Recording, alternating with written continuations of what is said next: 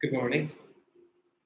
ਅੱਜ ਅਸੀਂ ਸਟੱਡੀ ਕਰਾਂਗੇ 10th ਕਲਾਸ ਦੇ ਮਾਸਟਰ ਮੇਨ ਕੋਰਸ ਬੁੱਕ ਦੇ ਵਿੱਚੋਂ story The Homecoming. It's on page number 84 of main course and it's written by Rabindranath Tagore. The story is The Homecoming. ਇਸ story ਦੇ ਜੋ main themes ਨੇ ਉਹਨਾਂ ਦੇ ਵਿੱਚ ਥੀਮ ਹੈ ਕਿ ਬਚਪਨ ਦੇ ਵਿੱਚ ਬੱਚੇ ਨੂੰ ਕੈਸੀ ਕੇਅਰ ਮਿਲਣੀ ਚਾਹੀਦੀ ਹੈ, ਕਿਸ ਤਰ੍ਹਾਂ ਦੀ ਸਪੋਰਟ ਇੱਕ ਬੱਚੇ ਨੂੰ ਮਿਲਣੀ ਚਾਹੀਦੀ ਹੈ, ਖਾਸ ਕਰਕੇ ਜਿਹੜਾ 12, 13, 14 ਸਾਲ ਦਾ ਬੱਚਾ ਹੈ। Good morning Aman. It's a long story by Rabindranath Tagore.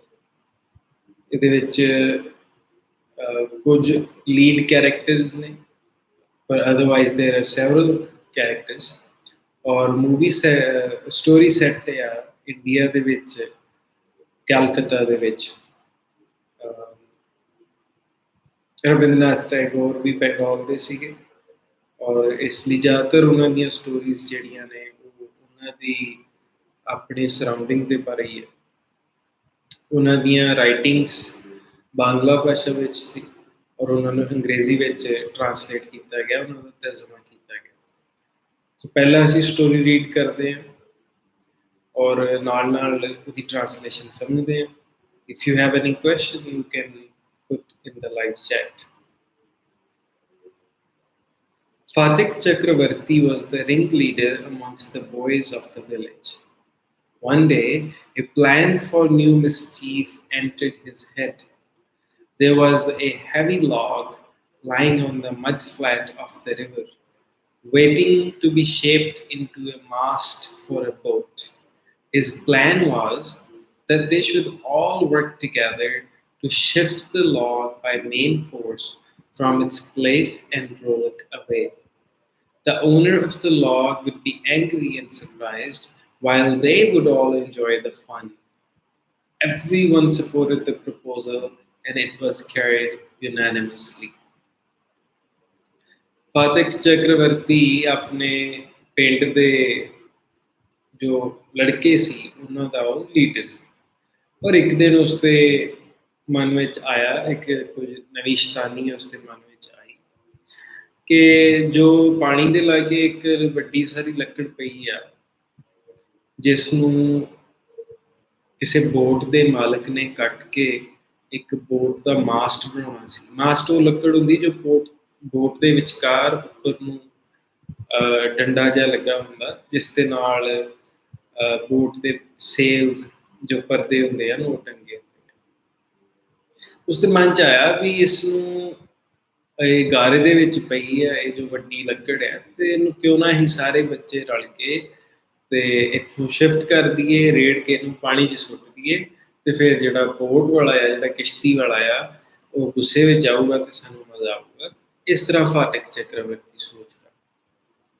But just as the fun was about to begin, Makhan, Fatik's younger brother, sauntered up without a word and sat down on the log in front of them all. The boys were puzzled for a moment. One of them pushed him rather timidly and told him to get up, but he remained quite unconcerned. He appeared like a young philosopher meditating on the futility of things. Fatik was furious. "Makhan," he cried, "if you don't get up this minute, I'll thrash you." Tagore ਕਹਿੰਦੇ ਨੇ ਕਿ ਜਦੋਂ ਹੀ ਉਹਨਾਂ ਦੀ ਸ਼ੈਤਾਨੀ ਸ਼ੁਰੂ ਹੋਣ ਲੱਗੀ ਤਾਂ ਫਾਟਿਕ ਦਾ brother ਮੱਖਣ ਚੁੱਪਚਾਪ ਜਾ ਕੇ ਲੱਕੜ ਦੇ ਉੱਪਰ ਬੈਠ ਗਿਆ। ਇਹ ਦੇਖ ਕੇ ਸਾਰੇ ਲੜਕੇ ਕਨਫਿਊਜ਼ ਹੋ ਗਏ ਕਿ ਆਪਾਂ ਤੇ ਲੱਕੜ ਪਾਣੀ ਵਿੱਚ ਸੁੱਟਣ ਦਾ ਪਲਾਨ ਬਣਾਇਆ, ਇਹ ਉੱਪਰ ਜਾ ਕੇ ਕਿਉਂ ਬੈਠ ਗਿਆ। ਇੱਕ ਲੜਕੇ ਨੇ ਹੌਲੀ ਜਿਹੀ ਜਾ ਕੇ ਉਸਨੂੰ ਪੁੱਛ ਵੀ ਕੀਤਾ ਪਰ ਮੱਖਣ ਆਪਣੀ ਜਗ੍ਹਾ ਤੋਂ ਨਾ ਹਿੱਲਿਆ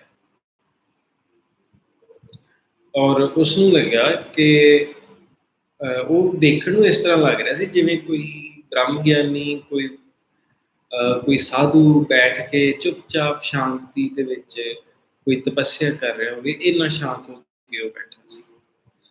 ਫਾਟਿਕ ਨੂੰ ਗੁੱਸਾ ਹੁੰਦਾ ਹੈ। ਫਾਟਿਕ ਕਹਿੰਦਾ, "ਮੱਖਣ, ਉੱਠ ਜਾ ਨਹੀਂ ਤਾਂ ਮੈਂ ਤੈਨੂੰ ਕੁੱਟਾਂਗਾ। ਥ੍ਰੈਸ਼ ਦਾ ਮੀਨਿੰਗ ਹੈ ਕੁੱਟਣਾ। ਜਦੋਂ ਇਹ ਗੱਲ ਕਹਿੰਦਾ ਹੈ ਤਾਂ ਮੱਖਣ only moves to a more comfortable position. Now, if Fatik was to keep his regal dignity before the public, it was clear that he must carry out this threat. But his courage failed him at the crisis. His fertile brain, however, rapidly seized upon a new maneuver which would discomfit his brother and afford his followers added amusement. He gave the word and command to roll the log and Makhan over together. Makhan heard the order and made it a point of honor to stick on. But like those who attempt earthly fame in other matters, he overlooked the fact that there was peril in it. ਜਦੋਂ ਫਾਟਿਕ ਧਮਕੀ ਦਿੰਦਾ ਹੈ ਕਿ ਤੂੰ ਪਾਸੇ ਹੋ ਜਾ ਨਹੀਂ ਤਾਂ ਮੈਂ ਕੁੱਟਾਂਗਾ ਤੈਨੂੰ, ਤਾਂ ਮੱਖਣ ਹੋਰ ਆਰਾਮ ਨਾਲ ਬੈਠ ਜਾਂਦਾ। ਤਾਂ ਹੁਣ ਫਾਟਿਕ ਨੂੰ ਲੱਗਦਾ ਕਿ ਮੈਂ ਤੇ ਸਾਰੇ ਮੁੰਡਿਆਂ ਦਾ ਪ੍ਰਧਾਨ ਆ ਤੇ ਮੇਰੀ ਇਸਨੇ ਗੱਲ ਨਹੀਂ ਮੰਨੀ, ਤਾਂ ਉਸਨੂੰ ਲੱਗਦਾ ਕਿ ਉਸਦੀ ਬੇਇੱਜ਼ਤੀ ਹੋ ਰਹੀ ਹੈ। ਸੋ ਫਾਟਿਕ ਮੁੰਡਿਆਂ ਨੂੰ ਕਹਿੰਦਾ ਹੈ ਕਿ ਤੁਸੀਂ ਮੱਖਣ ਦੇ ਸਮੇਤ ਹੀ ਲੱਕੜ ਪਾਣੀ 'ਚ ਸੁੱਟ ਦਿਓ। ਮੱਖਣ ਨੂੰ ਪਤਾ ਤਾਂ ਹੁੰਦਾ ਕਿ ਇਸ ਦੇ ਵਿੱਚ ਡੇਂਜਰ ਹੈ, ਇਸ ਦੇ ਵਿੱਚ ਖਤਰਾ ਆ, ਪਰ ਉਹ ਵੀ ਆਮ ਲੋਕਾਂ ਦੇ ਵਾਂਗੂ ਆਪਣਾ ਡਿਸੀਜਨ ਨਹੀਂ ਬਦਲਦਾ। ਜਿਹੜੇ ਲੋਕ ਮਸ਼ਹੂਰ ਹੋਣ ਲਈ ਜਾਂ ਲੋਕਾਂ ਦੀ ਵਾਹਵਾ ਖੱਟਣ ਲਈ ਗਲਤ ਡਿਸੀਜਨ ਲੈ ਲੈਂਦੇ ਨੇ। ਸੋ ਦੋਨੋਂ ਹੀ ਜਾਣੇ ਇੱਥੇ ਗਲਤ ਹੁੰਦੇ ਨੇ। The boys began to heave at the log with all their might, calling out, 1, 2, 3, go! At the word go, the log went, and with it went Makhan's philosophy, glory, and all.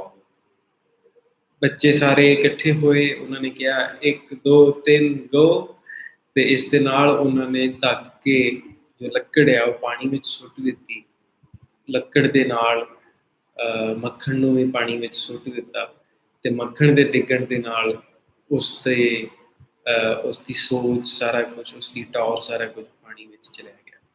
Good morning, Rahul. The other boys shouted themselves hoarse with delight. Rahul, we are reading The Homecoming. It's in main course, page number 85. The other boys shouted themselves hoarse with delight, but Fatik was a little frightened. He knew what was coming, and he was not mistaken. For Makhan rose from Mother Earth, blind as fate, and screaming like the Furies. He rushed at Fatik, scratched his face, beat him, and kicked him, and then went crying home. The first act of drama was over. ਸੋ ਸਾਰੇ ਬੱਚਿਆਂ ਨੇ ਦੇਖਿਆ ਜਦੋਂ ਲੱਕੜ ਪਾਣੀ ਵਿੱਚ ਡਿੱਗ ਗਈ, ਨਾਲ ਹੀ ਮੱਖਣ ਵੀ ਪਾਣੀ ਦੇ ਵਿੱਚ ਡਿੱਗ ਗਿਆ। ਸਾਰੇ ਬਹੁਤ ਖੁਸ਼ ਹੋਏ ਔਰ ਸਾਰੇ ਜਣੇ ਦੌੜਨ ਫਿਰਨ ਲੱਗ ਪਏ। ਪਰ ਫਾਟਿਕ ਥੋੜ੍ਹਾ ਡਰ ਚੁੱਕਿਆ ਸੀ। ਉਹਨੂੰ ਪਤਾ ਸੀਗਾ ਕਿ ਹੁਣ ਕੀ ਹੋਣਾ। ਉਸਨੂੰ ਕੋਈ ਗਲਤੀ ਨਹੀਂ ਲੱਗ ਰਹੀ ਸੀਗੀ ਕਿ ਹੁਣ ਅੱਗੇ ਕੀ ਹੋਣਾ। ਇਸੇ ਤਰ੍ਹਾਂ ਮੱਖਣ ਉੱਠਦਾ ਹੈ ਜ਼ਮੀਨ 'ਚੋਂ, ਕਿਸਮਤ ਦੀ ਤਰ੍ਹਾਂ ਉੱਠਦਾ ਆ ਔਰ ਬਹੁਤ ਜ਼ੋਰ ਦੀ ਚਿਲਾਉਂਦਾ ਆ। ਜ਼ੋਰ ਦੀ ਫਾਟਿਕ ਦੇ ਕੋਲ ਆਉਂਦਾ, ਉਸਦੇ ਚਿਹਰੇ ਨੂੰ ਸਕ੍ਰੈਚ ਕਰਦਾ, ਉਸਨੂੰ ਮਾਰਦਾ ਆ, ਉਸਨੂੰ ਲੱਤਾਂ ਮਾਰਦਾ ਆ, ਦੈਨ ਚਲਾਉਂਦਾ ਹੋਇਆ ਉਹ ਘਰ ਚਲਾ ਜਾਂਦਾ। ਇਹਨਾਂ ਦੋਨਾਂ ਦੇ ਡਰਾਮੇ ਦਾ ਪਹਿਲਾ ਕੰਮ ਪੂਰਾ ਹੋ ਜਾਂਦਾ ਇੱਥੇ। Fatik wiped his face and sitting down on the edge of a sunken barge by the river bank, began to nibble at a piece of grass. A boat came up to the landing, and a middle-aged man with grey hair and dark moustache stepped up onto the shore. He saw the boy sitting there doing nothing and asked him where the Chakravartis lived. Fatik went on nibbling the grass and said, "Over there." But it was quite impossible to tell where he pointed. The stranger asked him again. He swung his legs to and fro on the side of the barge and said, "Go and find out," and continued to nibble the grass. Fatik apna muh poonjhta hai और दरिया के किनारे बैठ जाता है और घाह ਚੱਬਣ ਲੱਗ ਪੈਂਦਾ। एक किश्ती आती है, किश्ती ਦੇ ਵਿੱਚੋਂ ਇੱਕ 40-45 ਸਾਲ ਦਾ ਇਨਸਾਨ ਉਤਰਦਾ ਆ, ਜਿਸ ਦੇ ਧੌਲੇ ਵਾਲ ਹੁੰਦੇ ਨੇ ਔਰ ਡਾਰਕ ਕਲਰ ਦੀ ਉਸਦੀ ਮੁੱਛ ਹੁੰਦੀ ਹੈ। ਉਹ ਦੇਖਦਾ ਹੈ ਇੱਥੇ ਇੱਕ ਲੜਕਾ ਬੈਠਾ ਹੈ ਔਰ ਲੜਕੇ ਕੋਲ ਜਾ ਕੇ ਪੁੱਛਦਾ ਹੈ ਕਿ ਚੱਕਰਵਰਤੀ ਕਿੱਥੇ ਰਹਿੰਦੇ ਨੇ। ਫਾਟਕ ਘਾਹ ਚੱਬੀ ਜਾਂਦਾ ਹੈ ਔਰ ਕਹਿੰਦਾ ਹੈ ਕਿ ਉਹ ਉੱਥੇ ਰਹਿੰਦੇ ਨੇ, ਪਰ ਪਤਾ ਨਹੀਂ ਲੱਗਦਾ ਕਿ ਉਹ ਉੱਥੇ ਰਹਿੰਦੇ ਕਿੱਥੇ ਰਹਿੰਦੇ। ਕਹਿੰਦਾ ਚੱਕਰਵਰਤੀ ਦੇ ਚੱਕਰਵਰਤੀ ਦੇ ਬਾਰੇ ਦੁਬਾਰਾ ਪੁੱਛਿਆ ਜਾਂਦਾ ਤਾਂ ਫਾਟਕ ਕਹਿੰਦਾ ਜਾਓ ਆਪੇ ਜਾ ਕੇ ਦੇਖ ਲਓ, go and find out, and ਉਹ ਆਪਣਾ ਘਾਹ ਚੱਬੀ ਜਾਂਦਾ। But at the moment, a servant came down from the house and told Fatik that his mother wanted him. Fatik refused to move, but on this occasion, the servant was the master. He roughly took Fatik up and he carried him, kicking and struggling in impotent rage.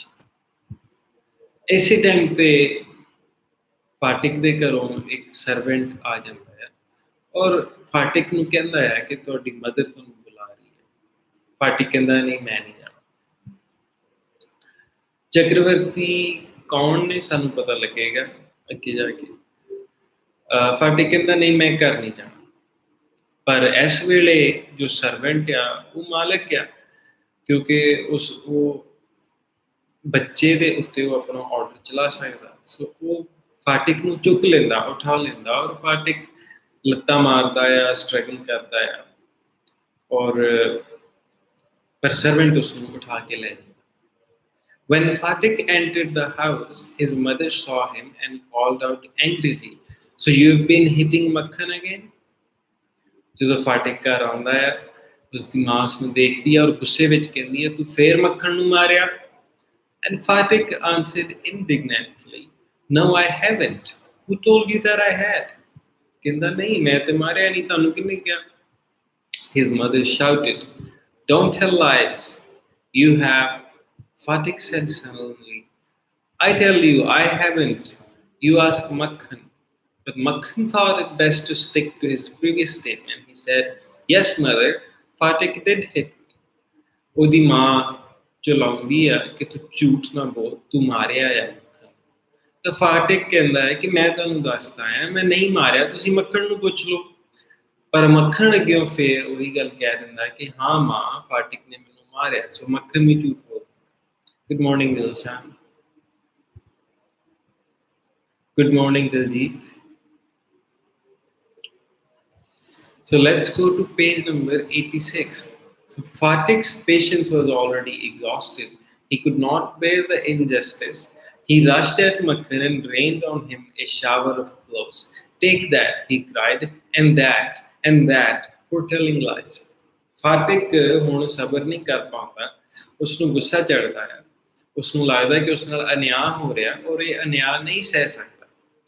ਸੋ ਉਹ ਮੱਖਣ ਦੇ ਦੌੜ ਕੇ ਮੱਖਣ ਦੇ ਕੋਲ ਜਾਂਦਾ ਹੈ ਔਰ ਉਸਦੇ ਉੱਤੇ ਕੁੱਟ ਦੀ ਬਰਸਾਤ ਵਹਾ ਦਿੰਦਾ ਔਰ ਉਸਨੂੰ ਕਹਿੰਦਾ ਹੈ ਕਿ ਤੂੰ ਝੂਠ ਬੋਲਦਾ, ਇਸ ਲਈ ਮੈਂ ਤੈਨੂੰ ਮਾਰ ਰਿਹਾ। His mother took Makhan's side in a moment and pulled Fatik away, returning his blows with equal vigor. When Fatik pushed her aside, she shouted out, "What, you little villain, would you hit your own mother?" ਤਾਂ ਜਦੋਂ ਮੱਖਣ ਨੂੰ ਮਾਰਨ ਲੱਗ ਪੈਂਦਾ ਆ ਤਾਂ ਉਹਨਾਂ ਦੀ ਮਾਂ ਮੱਖਣ ਦੀ ਸਾਈਡ ਲੈਂਦੀ ਹੈ ਔਰ ਦੋਨਾਂ ਨੂੰ ਸਾਈਡ ਤੇ ਕਰਕੇ ਫਾਟਿਕ ਨੂੰ ਮਾਰਦੀ ਹੈ। ਤਾਂ ਜਦੋਂ ਫਾਟਿਕ ਆਪਣੀ ਮਾਂ ਨੂੰ ਪਾਸੇ ਕਰਦਾ ਹੈ ਤਾਂ ਉਸਦੀ ਮਾਂ ਚਲਾਉਂਦੀ ਹੈ ਕਿ ਤੁਸੀਂ ਹੁਣ ਆਪਣੀ ਮਾਂ ਨੂੰ ਮਾਰੋਗੇ। It was just at this critical moment that the grey-haired stranger arrived. He asked what had occurred. Fatik looked sheepish and ashamed. ਇਸ ਜਗ੍ਹਾ ਤੇ ਆ ਕੇ ਉਹ ਇਨਸਾਨ ਜੋ ਕਿਸ਼ਤੀ ਤੇ ਆਇਆ ਸੀ, ਧੌਲੇ ਵਾਲਾ ਘਰ ਆ ਜਾਂਦਾ ਔਰ ਉਹ ਆ ਕੇ ਕਹਿੰਦਾ ਆ ਕਿ ਕੀ ਹੋਇਆ, ਕੀ ਪ੍ਰੋਬਲਮ ਸੀਗੀ। ਸੋ ਚੱਕਰਵਰਤੀ ਕੌਣ ਆ? ਫਾਟਿਕ ਔਰ ਮੱਖਣ ਦੀ ਫੈਮਿਲੀ ਚੱਕਰਵਰਤੀ ਦੀ ਫੈਮਿਲੀ। ਔਰ ਪਰ ਇਹ ਸਟ੍ਰੇਂਜਰ ਕੌਣ ਆ? ਔਰ ਸਟ੍ਰੇਂਜਰ ਨੂੰ ਦੇਖ ਕੇ ਫਾਟਿਕ ਜਿਹੜਾ ਆ ਉਹ ਸ਼ਰਮਸਾਰ ਹੋ ਜਾਂਦਾ, ਪਰ ਸਟ੍ਰੇਂਜਰ ਹੈ ਕੌਣ? But when his mother stepped back and looked at the stranger, her anger was changed to surprise, for she recognized her brother and cried, "Why, Dada, where have you come from?" ਇਹ stranger Phatik ਦਾ ਮਾਮਾ ਸੀ, ਔਰ ਜਦੋਂ ਫਾਟਿਕ ਦੀ ਮਾਂ ਇਸ ਨੂੰ ਦੇਖਦੀ ਹੈ ਤਾਂ ਉਸ ਦਾ ਗੁੱਸਾ ਜਿਹੜਾ ਆ ਉਹ ਖਤਮ ਹੋ ਜਾਂਦਾ, ਔਰ ਉਹ ਖੁਸ਼ੀ ਦੇ ਨਾਲ ਐਕਸਾਈਟਿਡ ਹੋ ਜਾਂਦੀ, ਔਰ ਉਸ ਨੂੰ ਪੁੱਛਦੀ ਹੈ, ਦਾਦਾ ਵੱਡੇ ਭਰਾ ਤੂੰ ਕਿੱਥੋਂ ਹੈ? As she said these words, she bowed to the ground and touched his feet. Her brother Bishamber had gone away soon after she had married and had started business in Mumbai. She herself had lost her husband while he was there. Bishamber had now come back to Calcutta and had at once made inquiries concerning his sister. As soon as he found out where she was, he had hastened to see her. ਇਹ ਇਨਸਾਨ ਫਾਟਿਕ ਦੀ mother ਦਾ brother ਸੀ, ਇਸ ਦਾ ਨਾਮ ਹੈ ਬਿਸ਼ਮਬੇਰ, ਔਰ ਇਸ ਬਿਸ਼ਮਬੇਰ ਆਪਣੀ sister ਦੇ ਵਿਆਹ ਤੋਂ ਬਾਅਦ ਮੁੰਬਈ ਜਾ ਕੇ ਬਿਜ਼ਨਸ ਕਰਨ ਲੱਗ ਪਿਆ ਸੀ। ਉਸ ਦੇ ਮਗਰੋਂ ਫਾਟਿਕ ਦੇ ਫਾਦਰ ਦੀ ਡੈਥ ਵੀ ਹੋ ਜਾਂਦੀ ਹੈ। ਬਿਸ਼ਮਬੇਰ ਵਾਪਸ ਕਲਕੱਤਾ ਆਉਂਦਾ ਹੈ ਔਰ ਪਤਾ ਕਰਦਾ ਉਸ ਦੀ ਭੈਣ ਕਿੱਥੇ ਹੈ, ਔਰ ਜਾ ਕੇ ਉਹਨਾਂ ਨੂੰ ਮਿਲਦਾ ਹੈ। ਜਦੋਂ ਆਉਂਦਾ ਹੈ ਤਾਂ ਫਾਟਿਕ ਦੀ ਮਦਰ ਆਪਣੇ ਬ੍ਰਦਰ ਨੂੰ ਪੈਰੀ ਹੱਥ ਲਾ ਕੇ ਵੈਲਕਮ ਕਰਦੀ ਹੈ। The next few days were full of rejoicing. The brother asked how the two boys were being brought up. He was told by his sister that Fatik was a perpetual nuisance. He was lazy, disobedient, and wild. But Makhan was as good as gold, as quiet as a lamb, and very fond of reading. Bishamber kindly offered to take Fatik off his sister's hands and educate him with his own children in Calcutta. The widowed mother readily agreed. When his uncle asked Fatik if he would like to go to Calcutta with him, his joy knew no bounds, and he said, "Oh yes, uncle," in a way that made it quite clear that he meant it. ਅਗਲੇ ਕੁਝ ਦਿਨ ਚੰਗੇ ਨਿਕਲਦੇ ਨੇ, ਔਰ ਫਾਟਿਕ ਦਾ ਮਾਮਾ ਬਿਸ਼ਮਬੇਰ ਪੁੱਛਦਾ ਆ ਕਿ ਕਿਵੇਂ ਚੱਲ ਰਿਹਾ ਸਾਰਾ ਕੁਝ। ਫਾਟਿਕ ਦੀ ਮਾਂ ਦੱਸਦੀ ਹੈ ਕਿ ਅੱਛਾ ਚੱਲ ਰਿਹਾ, ਮੱਖਣ ਤਾਂ ਸੋਨੇ ਵਰਗਾ ਆ, ਔਰ ਇੱਕ ਬਹੁਤ ਜ਼ਿਆਦਾ ਪੜ੍ਹਦਾ ਆ ਔਰ ਸ਼ਾਂਤ ਰਹਿੰਦਾ, ਪਰ ਜਿਹੜਾ ਫਾਟਿਕ ਆ ਉਹ ਇੰਨਾ ਚੰਗਾ ਬੱਚਾ ਨਹੀਂ ਆ, ਉਸਦੀ ਮਾਂ ਨੂੰ ਲੱਗਦਾ। ਔਰ ਇਸ ਕਰਕੇ ਬਿਸ਼ਮਬੇਰ ਕਹਿੰਦਾ ਕਿ ਠੀਕ ਹੈ, ਫਿਰ ਮੈਂ ਫਾਟਿਕ ਨੂੰ ਆਪਣੇ ਨਾਲ ਲੈ ਜਾਂਦਾ ਇਸ ਕਲਕੱਤਾ, ਆਪਣੇ ਬੱਚਿਆਂ ਦੇ ਨਾਲ ਇਹਨੂੰ ਪੜ੍ਹਾਊਂਗਾ। ਇਹ ਗੱਲ ਸੁਣ ਕੇ ਫਾਟਿਕ ਨੂੰ ਵੀ ਚਾਅ ਚੜ੍ਹ ਜਾਂਦਾ। It was an immense relief to the mother to get rid of Fatik. She had a prejudice against the boy, and no love was lost between the two brothers.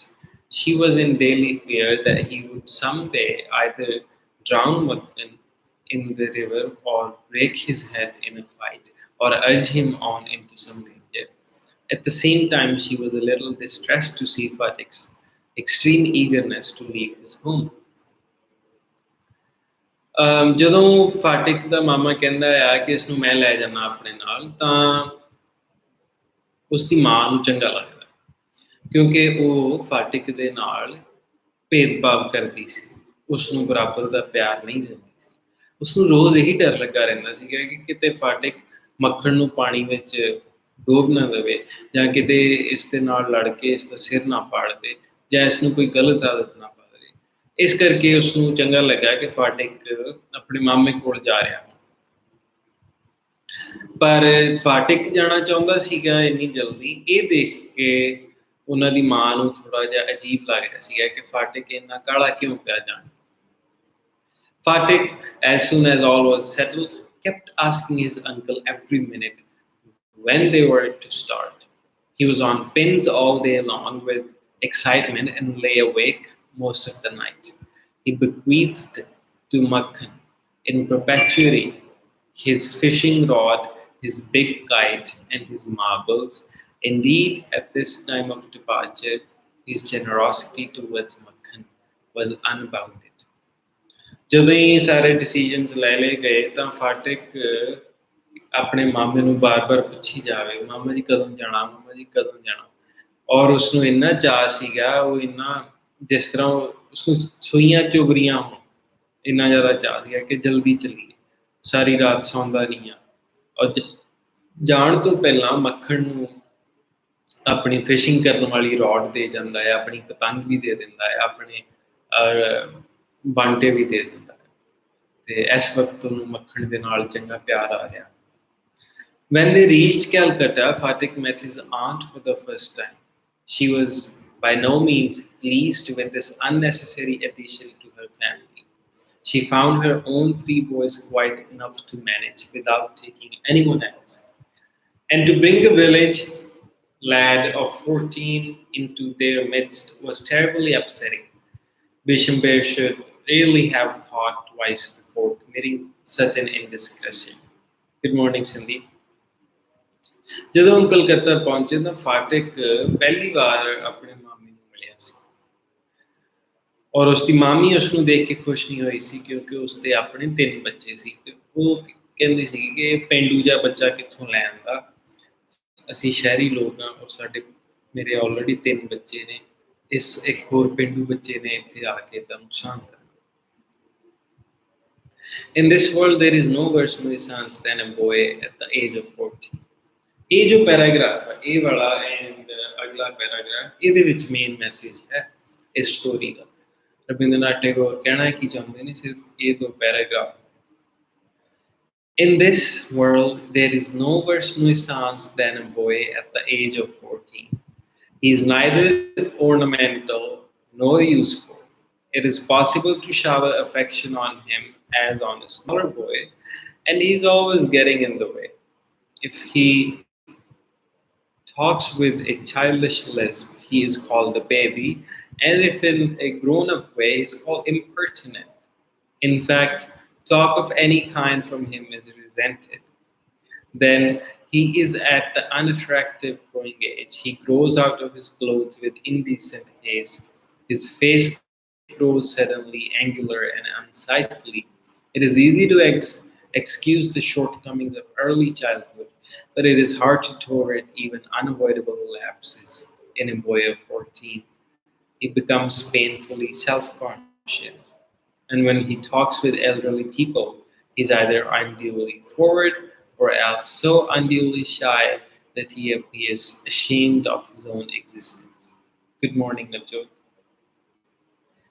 Rabindranath Tagore ਕਹਿੰਦੇ ਨੇ ਕਿ 14 ਸਾਲ ਦੀ ਏਜ ਸਭ ਤੋਂ ਮੁਸ਼ਕਿਲ ਏਜ ਹੁੰਦੀ ਹੈ। 14 ਸਾਲ ਦਾ ਬੱਚਾ ਕਿਸੇ ਨੂੰ ਵੀ ਨਾ ਸੋਹਣਾ ਲੱਗਦਾ ਆ, 14 ਸਾਲ ਦਾ ਬੱਚਾ ਨਾ ਕਿਸੇ ਨੂੰ ਯੂਜ਼ਫੁਲ ਲੱਗਦਾ ਹੈ ਔਰ 14 ਸਾਲ ਦੇ ਬੱਚੇ ਨੂੰ ਇਸ ਕਰਕੇ ਇੱਕ ਛੋਟੇ ਬੱਚੇ ਦੇ ਵਾਂਗ ਪਿਆਰ ਕਰਨਾ ਮੁਸ਼ਕਿਲ ਹੁੰਦਾ।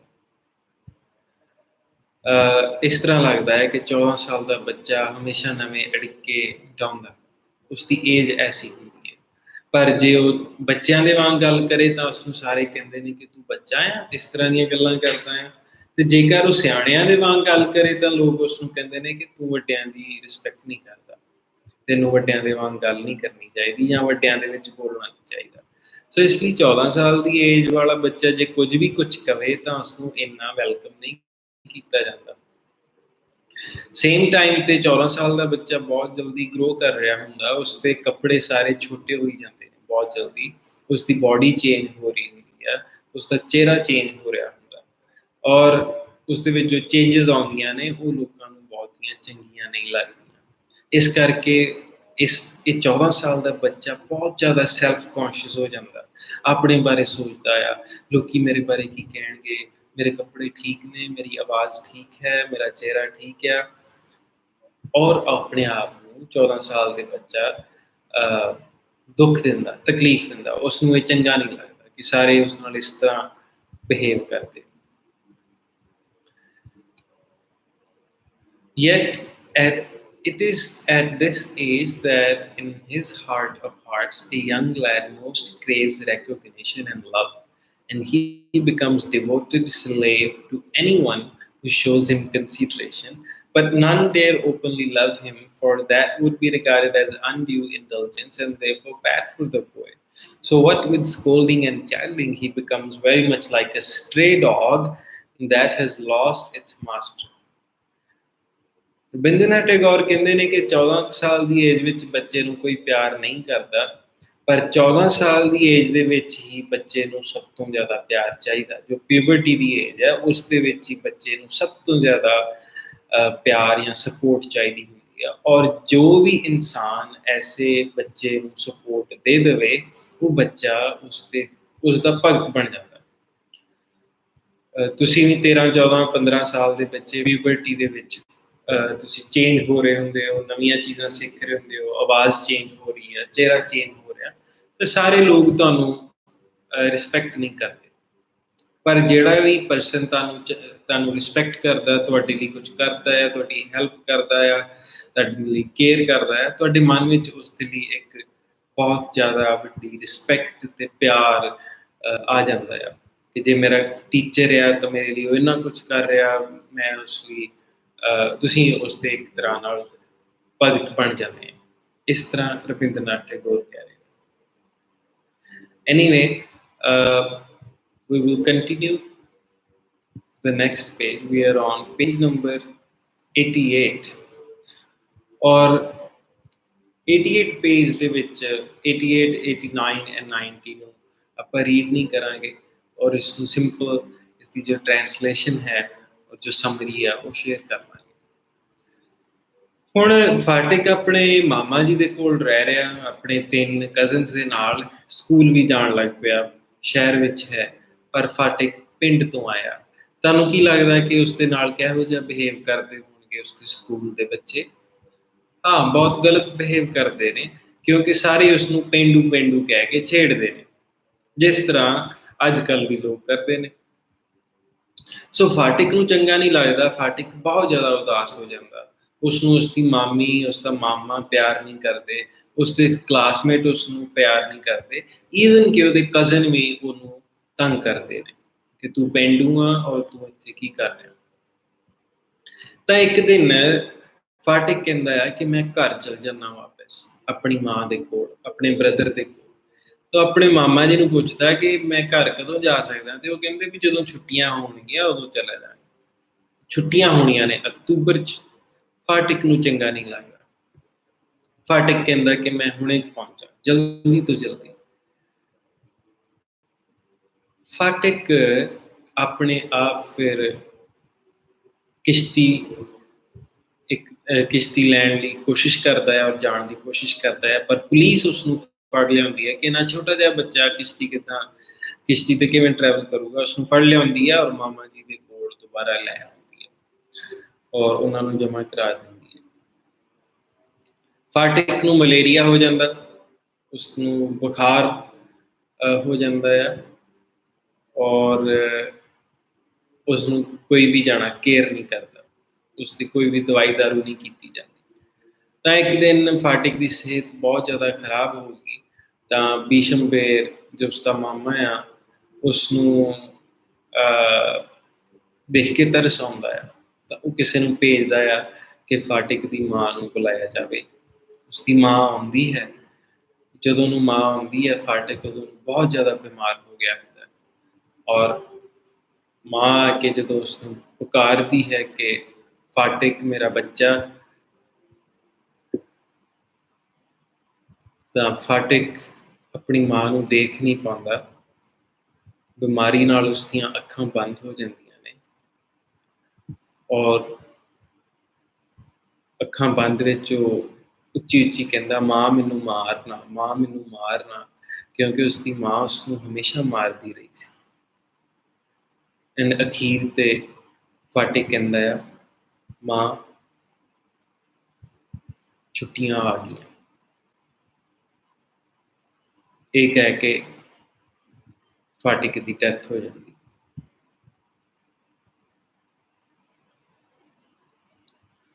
ਸੋ ਰਵਿੰਦਰਨਾਥ ਟੈਗੋਰ ਇਸ ਸੈਡ ਸਟੋਰੀ ਦੇ ਰਾਹੀਂ ਜੋ ਸਾਨੂੰ ਦੱਸਣਾ ਚਾਹ ਰਹੇ ਨੇ,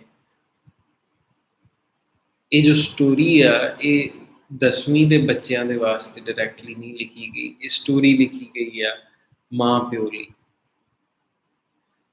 8ਵੀਂ 9ਵੀਂ 10ਵੀਂ ਦੇ ਮਾਂ ਪਿਓ ਦੇ ਵਾਸਤੇ ਇਹ ਸਟੋਰੀ ਆ ਕਿ ਜੋ ਬੱਚਾ 12 13 14 ਸਾਲ 15 ਸਾਲ ਦੀ ਉਮਰ 'ਚ ਹੁੰਦਾ, ਉਸ ਦੇ ਵਿੱਚ ਨਵੀਆਂ ਚੇਂਜਸ ਆ ਰਹੀਆਂ ਹੁੰਦੀਆਂ, ਔਰ ਮਾਂ ਪਿਓ ਜੋ ਆਪਣੇ ਬੱਚਿਆਂ ਨੂੰ ਮਾਰਦੇ ਰਹਿੰਦੇ ਨੇ, ਉਹਨਾਂ ਨੂੰ ਪਿਆਰ ਨਹੀਂ ਕਰਦੇ, ਉਹਨਾਂ ਨੂੰ ਰਿਸਪੈਕਟ ਨਹੀਂ ਦਿੰਦੇ,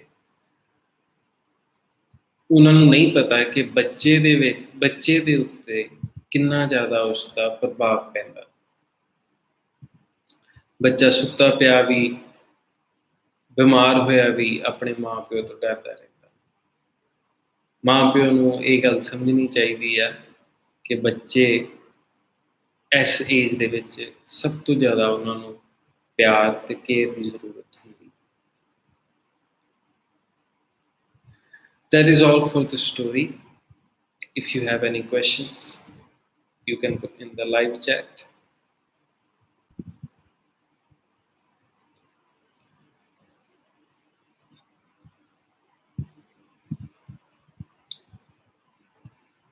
पेज नंबर 95 ਤੇ ਕੁਝ ਕੁਐਸਚਨਸ ਨੇ। ਫਾਟਿਕ ਕੌਣ ਸੀ? ਫਾਟਿਕ ਨੇ ਕਿਹੜੀ ਸ਼ਰਾਰਤ ਸੋਚੀ? ਫਾਟਿਕ ਦੇ ਦੋਸਤ ਮੱਖਣ ਤੋਂ ਕਿਉਂ ਚਿੜ ਚੁੱਕੇ ਸੀਗੇ? ਫਿਰ ਫਾਟਿਕ ਨੇ ਕੀ ਸਕੀਮ ਲਗਾਈ? ਫਾਟਿਕ ਨੇ ਮੱਖਣ ਨੂੰ ਕਿਉਂ ਕੁੱਟਿਆ? ਕੀ ਮੱਖਣ ਸੱਚ ਬੋਲ ਰਿਹਾ ਸੀ? ਫਾਟਿਕ ਦੀ ਮਾਂ ਕਿਉਂ ਚਾਹੁੰਦੀ ਸੀ ਕਿ ਉਹ ਆਪਣੇ ਮਾਮੇ ਦੇ ਨਾਲ ਚਲਿਆ ਜਾਵੇ? ਫਾਟਿਕ ਦੀ Rahul, the writer of this story is Rabindranath Tagore, जिन्हों ने poem लिखी है Where the Mind is Without Fear. Rabindranath Tagore.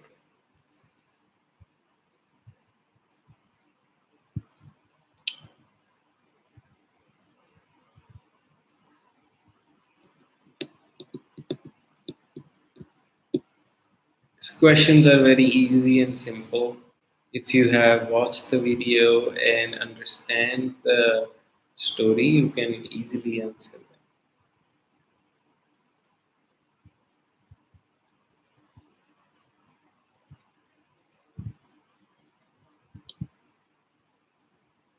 I'll wait for a few more minutes if you have any questions.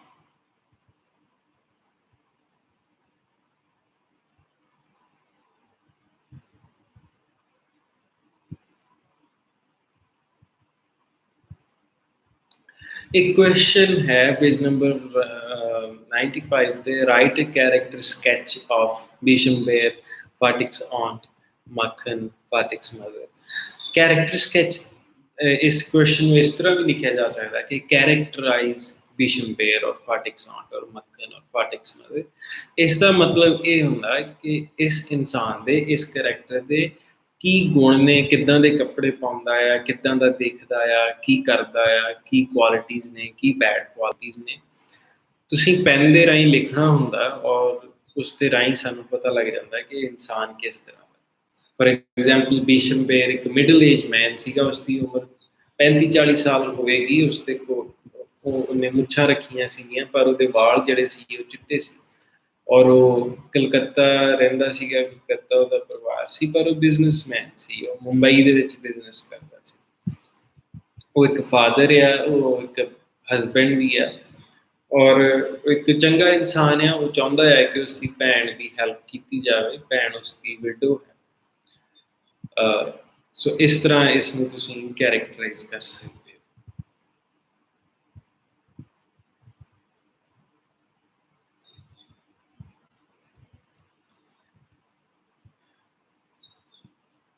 Okay, if you have more questions, you can put your questions in the live chat later or in the comments later. That is it for today. Have a good day.